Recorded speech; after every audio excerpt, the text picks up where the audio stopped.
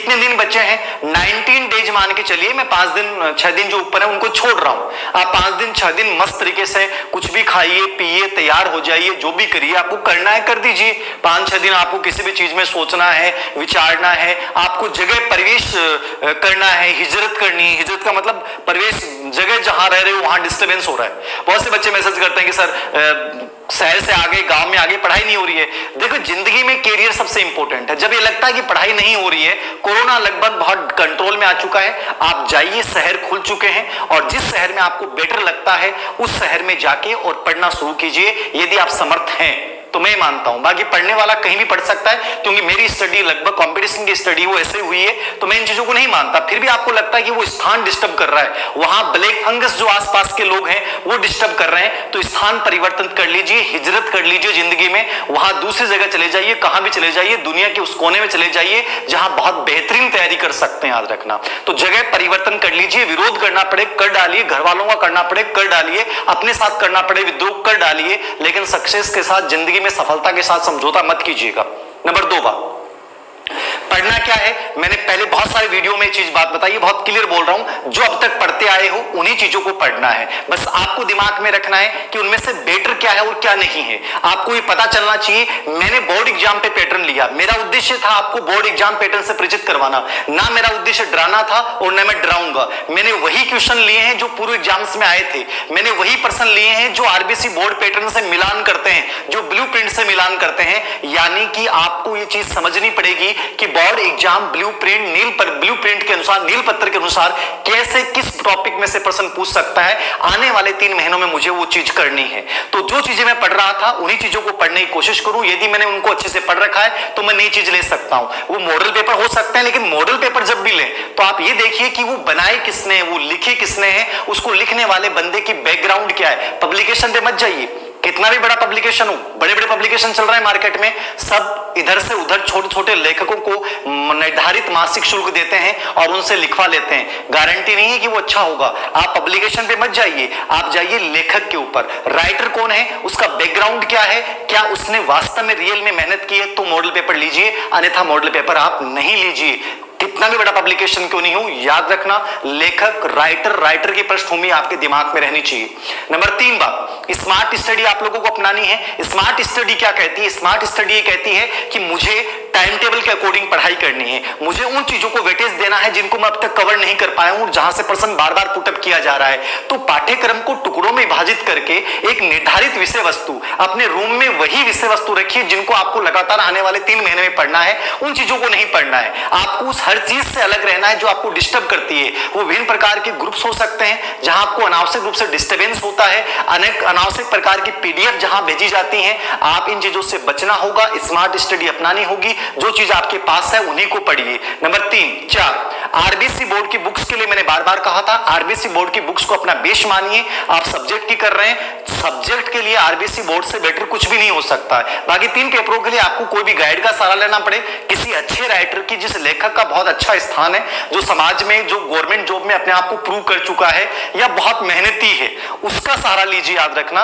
जो वास्तव में प्रूव कर चुका है, क्योंकि वो ईमानदारी बरसेगा, वो अपने नाम को कभी खराब नहीं करेगा। तो उस लेखक को चुनिए जहां आपको लगता है कि वो आदमी वास्तव में संघर्ष से बना है और उस आदमी ने वास्तव में मेहनत की है। याद रखना, उस राइटर को चुन सकते हैं उन किसी पेपर में। मैं ये नहीं बताऊंगा हिंदी के लिए पढ़िए, संस्कृत के लिए पढ़िए, मैंने ऑलरेडी बहुत बार बता दिया है। जो बेटर लगता है, जो बेटर लगता है वही पढ़िए। जो किताब आपने अब तक पढ़ी है उसी को बार बार रिपीट कीजिए। मॉडल पेपर, पूर्व एग्जाम के क्वेश्चन पेपर को सोल्व कीजिए। नोट्स की कोई जरूरत नहीं है, बना लिए तो बहुत बेटर है, नहीं बनाए तो मैं हमेशा पढ़ता था, किताब में लगा लगा के वो तरीका आप अपना सकते हो। ग्रुप डिस्कशन यदि कर सकते हो तो ग्रुप डिस्कशन कीजिए। याद रखना, जिंदगी में कुछ पाना है तो सुंदर पिचाई की एक बात याद रखिएगा, जहां भी जाऊंगा, जहां भी रहूंगा, हर समय मेरे जहन में, मेरे ध्यान में मेरी बुक्स, मेरी पढ़ाई, मेरा पढ़ाई सिस्टम रहेगा। मैं सब्जी खरीदूंगा, वहां डिस्कशन चल रहा है, मैं बाथरूम में नहा रहा हूं, उस समय डिस्कशन चल रहा है, मैं फ्रेश हो रहा हूं, उस समय एक बहुत गंभीर विषय लेकर और मैंने चिंतन करना शुरू कर दिया।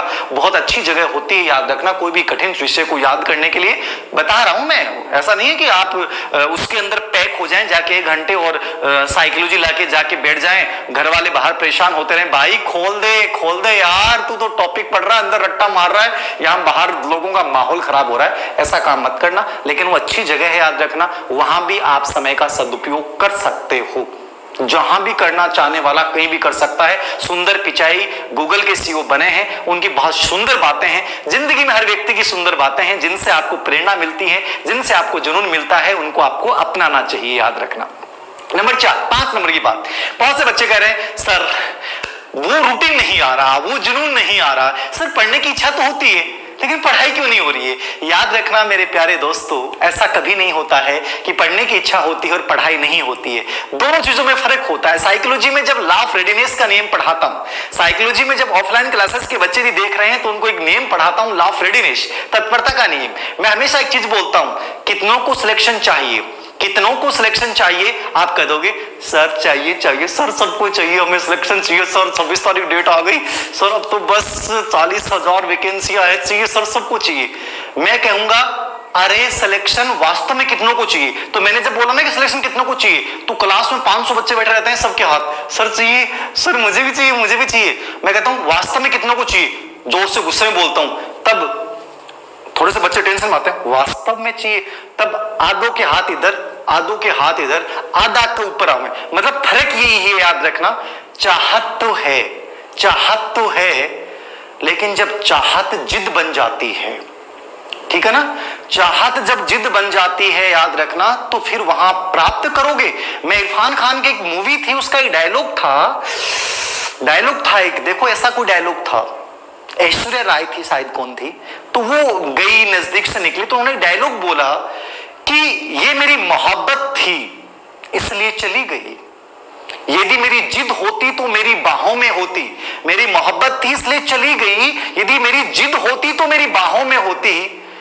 मोहब्बत चली जाती है, मोहब्बत में भाव देने का होता है, लेने का नहीं होता। लेकिन जब जिद की बात आती है कि साहब मुझे तो लेना है सर, सिलेक्शन लेना है, तो जिद होती तो बाहों में होती, याद रखना। तो सिलेक्शन लेने वाला जिद जो पाल लेगा वो तो लेके जाएगा, उसके लिए बिंदु बस। सर इच्छा तो हो रही है, लेकिन गुरुजी मतलब कोरोना काल के बाद में यहाँ मन ही कौन करे गुरुजी, इच्छा हो रही है मन कौन करे गुरुजी को, क्यों होगा गुरुजी?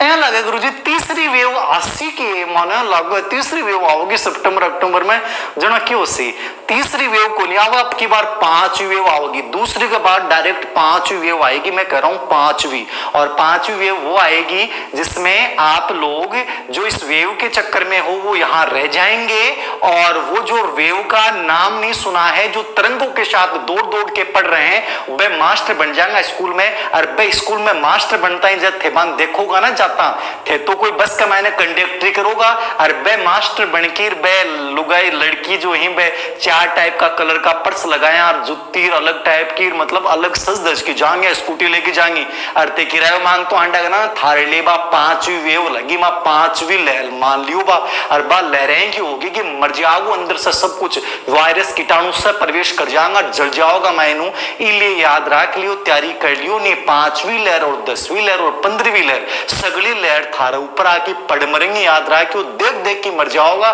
सागड़ा नौकरी लाग जाओगा ना, तो ऐ की जलन हुआ आदमी के मैंने मरनो जीनो दोनों मुश्किल हो जाए, याद रखनो।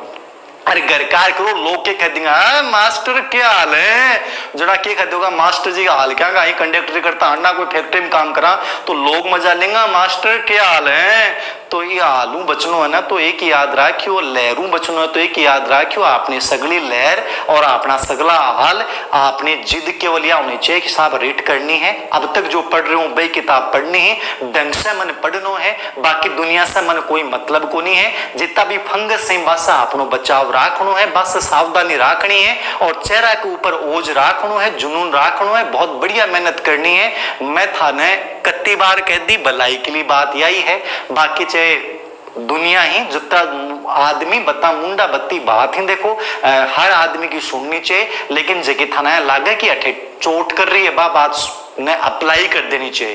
तो नाउ कैन डू इट आपको करना है, और अभी से करना है, हाल में करना है।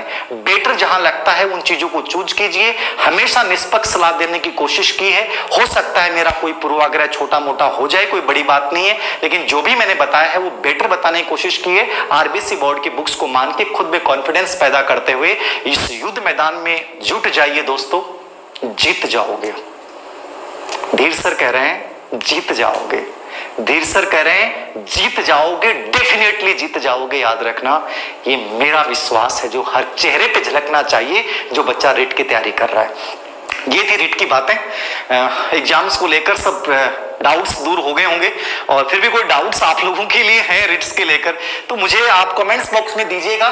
ऑब्जेक्टिव बुक्स ज्यादा से ज्यादा पढ़िए, पूरे एग्जाम के क्वेश्चन पेपर को सॉल्व कीजिए। टाइम टेबल जितना बेहतरीन बना सकते हो उतना बनाइए। याद रखना, जितने आप मस्त बना सकते हो उतना बनाइए, और पढ़ते समय हमेशा याद रखना आनंद लेते हुए पढ़ना, उत्साह के साथ पढ़ना। याद रखना, और मैंने कहा ना कि तुम मेरी मोहब्बत होती इसलिए मैंने जाने दिया, तुम यदि मेरी जिद होती तो मेरी बाहों में होती। तो जिद को तो पालना है साहब, और जिद रिट है मेरी साहब। बाकी और चीजें जाने दो, मोहब्बत जारी है, जाने दो, बिछड़ने दो, उनको सबको जाने दो, लेकिन रिट मेरी जिद है और इस जिद को मैं हासिल करूंगा। जिस समय बेहतरीन टाइम टेबल आपका बन सकता है बनाइए, जहां बेहतरीन स्टडी हो सकती है उस स्टडी स्थान को चुनिए। विद्रोह करना पड़े, चाहे घर वालों के खिलाफ करना पड़े, बहुत सीधा बोल रहा हूं, घर वाले नाराज हो जाएंगे, विद्रोह करना पड़े जो पढ़ाई में बाधक बनेगा। याद रखना, अभिमन्यु की तरह चीर डालूंगा। याद रखना, पढ़ाई में जो बाधक बनेगा, चाहे वो ब्लैक फंगस हो, चाहे ग्रीन फंगस हो, चाहे येलो फंगस हो, अभिमन्यु की तरह चीर डालूंगा। याद रखना, ये अपने आप से बात कीजिएगा, धीर सर से मत कीजिएगा। धीर सर तो ऐसे ही हैं, बोल देते हैं, कुछ बोल देते हैं, गुस्सा आता है, भावुक आदमी हूं, बोल देता हूं, लेकिन अभिमन्यु की तरह चीर डालूंगा। यदि कोई लक्ष्य में बीच में आ गया, चाहे वो कोई भी इंसान क्यों नहीं हो, कोई नकारात्मक विचार क्यों नहीं हो, चाहे वो कोई घर का व्यक्ति क्यों नहीं हो, इस जिद को पाला है, इस जिद को पूरा करके जाऊंगा। याद रखना, हर हाल में।